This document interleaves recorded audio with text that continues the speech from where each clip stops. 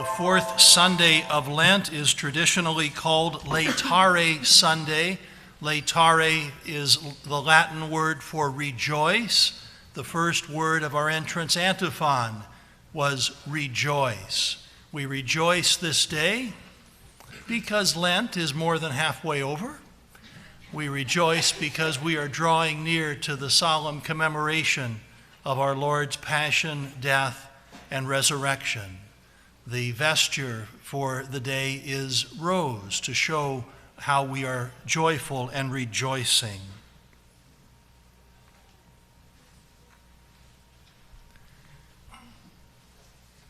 Eight 8% of men are colorblind. That's about 1 in 12 are colorblind.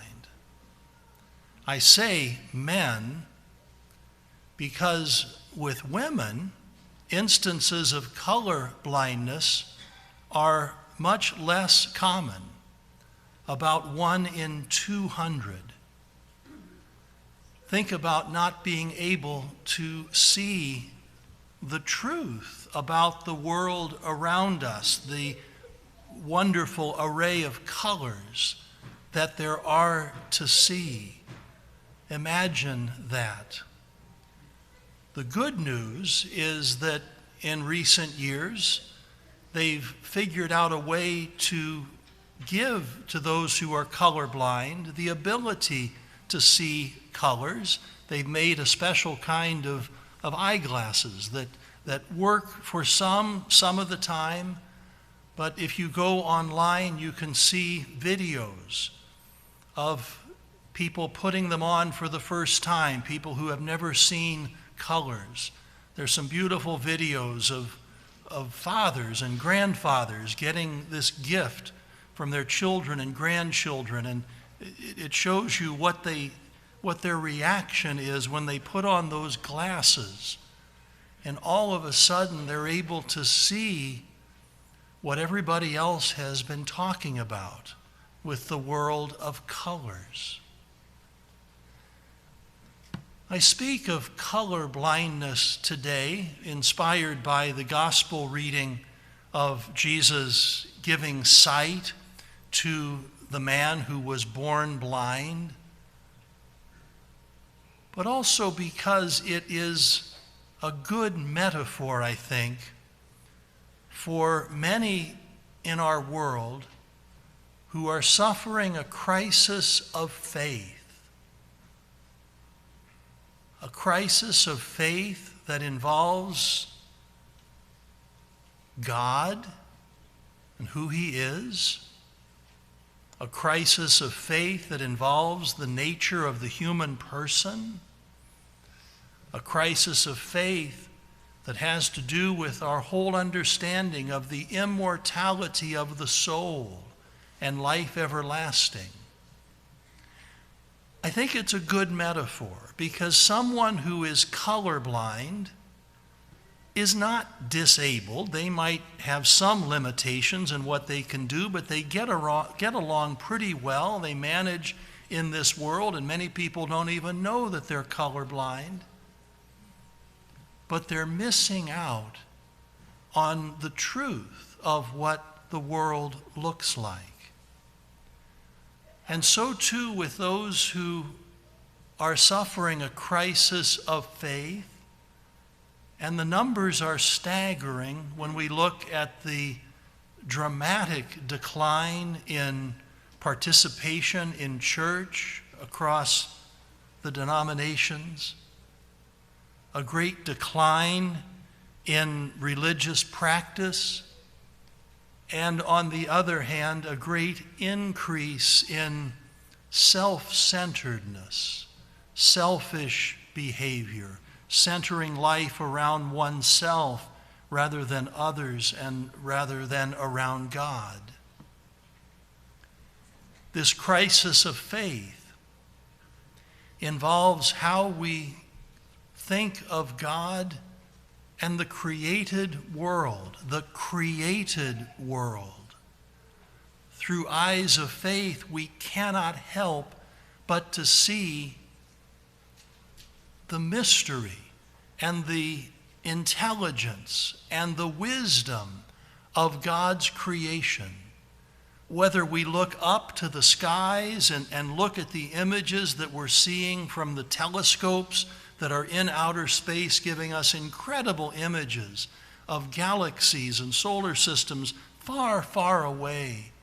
How interesting that is. And we look to the depths of the ocean and we're discovering more and more about God's creation, all sorts of creatures down there of different shapes and sizes and colors and abilities. Or whether we look within the human person and see just the incredible dynamics that are at work within the human person, just looking at DNA and the mystery of that within a single cell is the blueprint for the entire organism. Through eyes of faith, we cannot help but to look at God's creation and say, this is truly creation.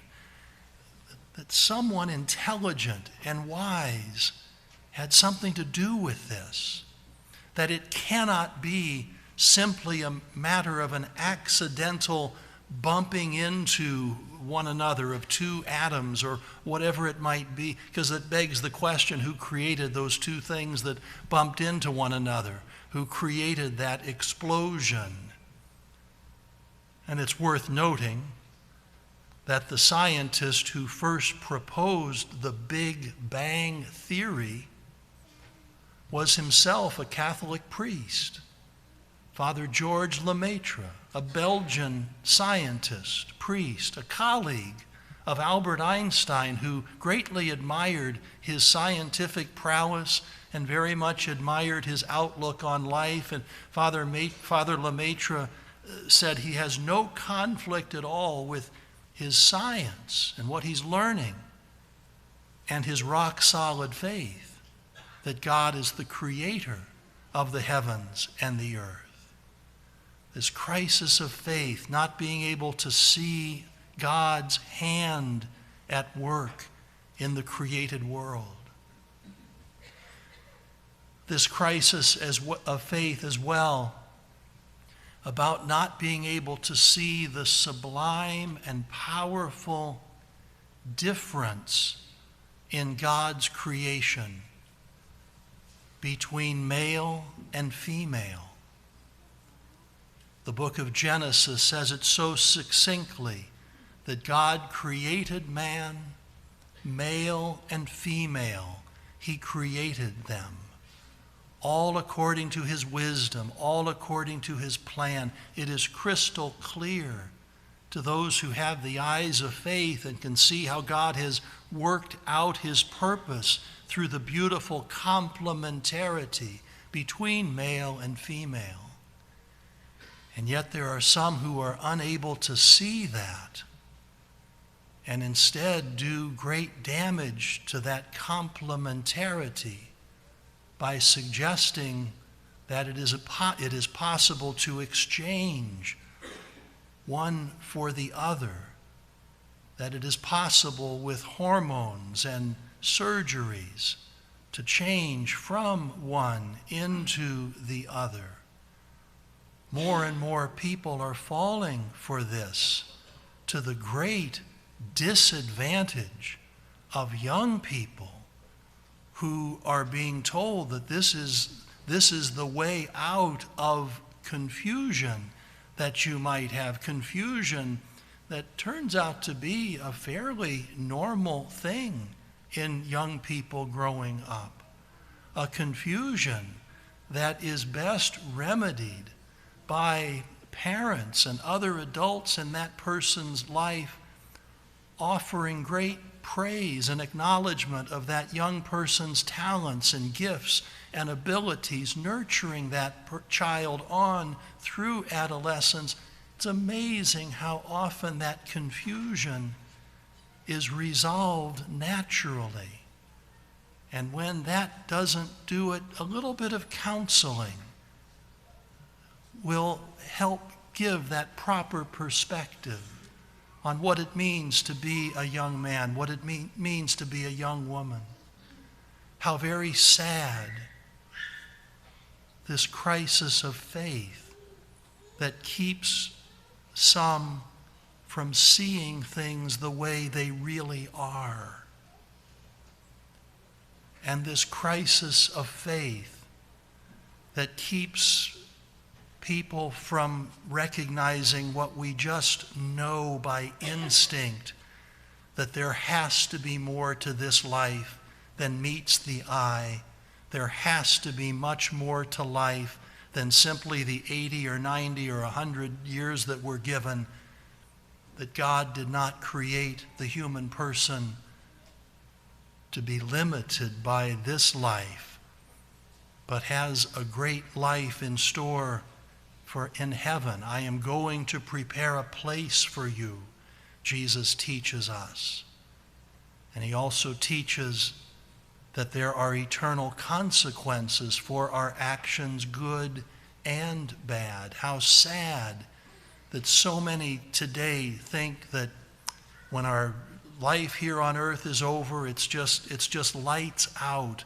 There's nothing more going on. This crisis of faith, because when we are confused about God and about the nature of the human person and about the immortality of the human soul, that brings society into crisis in some of the worst ways possible. We have seen it play out in history. We are seeing it play out in our own day and age. What do we want to take away from the account of our Lord's giving sight to the man who was born blind, and our thoughts about color blindness and the crisis of faith? Three things. First of all, we must always be grateful for the gift of faith, the precious gift of faith that gives us a true perspective, a true way of seeing things the way they really are. We must be thankful to God for those who taught us the faith and nurtured us in the faith, parents, grandparents, perhaps a religious sister, a priest. We must always be grateful for the gift of faith that gives us eyes to see things the way they really are. Second, we must be incredibly patient and loving with those who do have a crisis of faith and don't know what they are missing. Sad to say, some have simply given up on faith after having experienced far too much of the sins of people of faith and the heinous sins of some leaders in the faith. We must be incredibly patient, and it does take patience to walk with someone and to love that person into conversion of heart. Something that is done not by force or manipulation or tricks, but rather by very gently pointing to the truth, pointing to our Lord who is the way and the truth and the life. And third, not only being grateful for the gift of faith, not only being patient with those who do not have that gift, and this is a Lenten message especially, we must be very careful not to take faith for granted. Sin obscures. Sin blocks our ability to see things clearly. If we were having difficulty with our physical eyes, our eyesight, we would get right away to the doctor to see what was wrong. In the same way, sin changes our perspective on things. It distorts how we look at things. We become callous morally, thinking that things that are wrong are not quite so wrong. thinking that things that are bad, well, everybody does that. It's not so bad. That's the callousness of conscience that sin brings about. The sacrament of penance and reconciliation takes away sin and restores our ability to see properly. The sacrament of penance and reconciliation is a means by which to be healed of our spiritual blindness or inability to see things clearly. May we be ever grateful for the gift of faith. May we share our faith with others. May we not take our faith for granted, so that we might be able to say, in the words of the great hymn, I once was lost, but now am found, was blind, but now I see.